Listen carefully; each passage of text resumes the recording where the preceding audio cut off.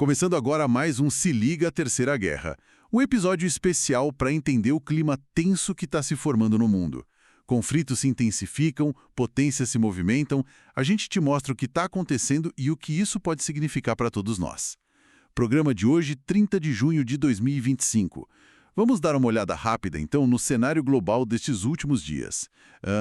Temos uma trégua bastante tensa no Oriente Médio, né? Sim, muito tensa. Aí, a guerra na Ucrânia continua com ataques bem pesados e uma mudança importante na organização do Tratado do Atlântico Norte. Exato. E, do outro lado, lá no Indo-Pacífico, a China, mantém a pressão de sempre. Continua firme lá. Ok, vamos analisar isso melhor. Começando pelo Oriente Médio. Parece que temos um cessar-fogo entre Irã e Israel, mas assim, a situação ainda inspira muito cuidado, não é? Exatamente. Totalmente. O Irã, inclusive, já disse que tem dúvidas sobre esse acordo, sabe? Ah, é? E negou publicamente que existam negociações futuras sobre o programa nuclear com os Estados Unidos. Isso vai contra o que os americanos tinham anunciado. Então, assim, soa mais como, tipo, uma pausa tática para eles, né? Não uma resolução de verdade. Entendi. Uma pausa para respirar, talvez?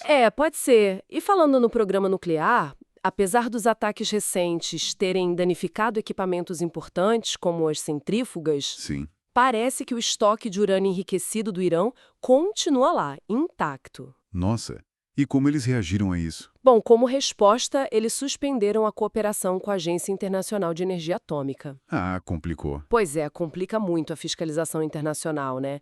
E eles ficam insistindo no direito deles de enriquecer urânio. E os mercados, como é que sentiram esse clima todo? Porque instabilidade assim, geralmente mexe com a economia, né? Mexe, com certeza. Teve uma agitação inicial, sabe? Principalmente nos preços do petróleo. Imagina. Mas eles acabaram caindo depois, quando a resposta iraniana pareceu mais contida. Isso mostra como a economia global fica de olho, né? E até consegue, às vezes, colocar um freio em escaladas maiores. Especialmente ali no Estreito de Hormuz, que é crucial. Exatamente, ali é vital. Mas não dá para se enganar, essa instabilidade geral já cobra seu preço, sabe? A gente viu isso na queda do índice S&P Global recentemente. Certo. Mudando o foco agora, mas não a atenção. Vamos para a Ucrânia. A situação parece ter ficado ainda mais grave nesses últimos dias. Sim, infelizmente ficou mais pesada. A Rússia lançou um dos maiores ataques aéreos da guerra agora, dia 29 de junho.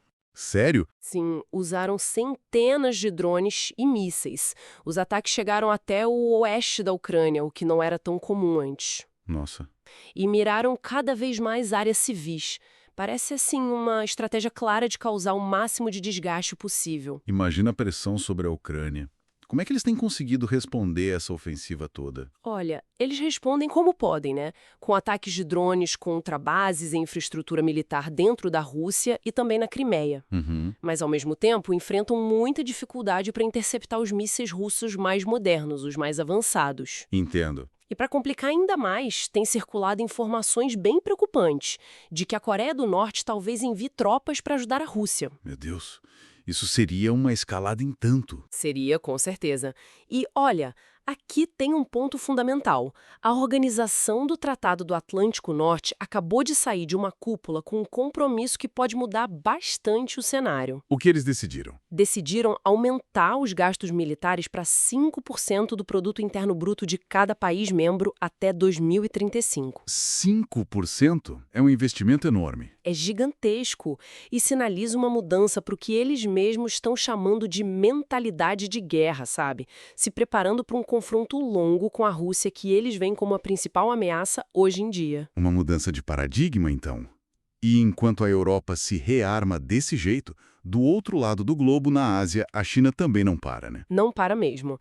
A atividade militar chinesa perto de Taiwan continua super intensa. O que eles estão fazendo? Aeronaves e navios do Exército de Libertação Popular e da Marinha do Exército de Libertação Popular operando direto ali na região, inclusive cruzando a tal da linha mediana. Aquela linha sensível no Estreito de Taiwan. Exatamente, que é uma demarcação não oficial, mas muito, muito sensível.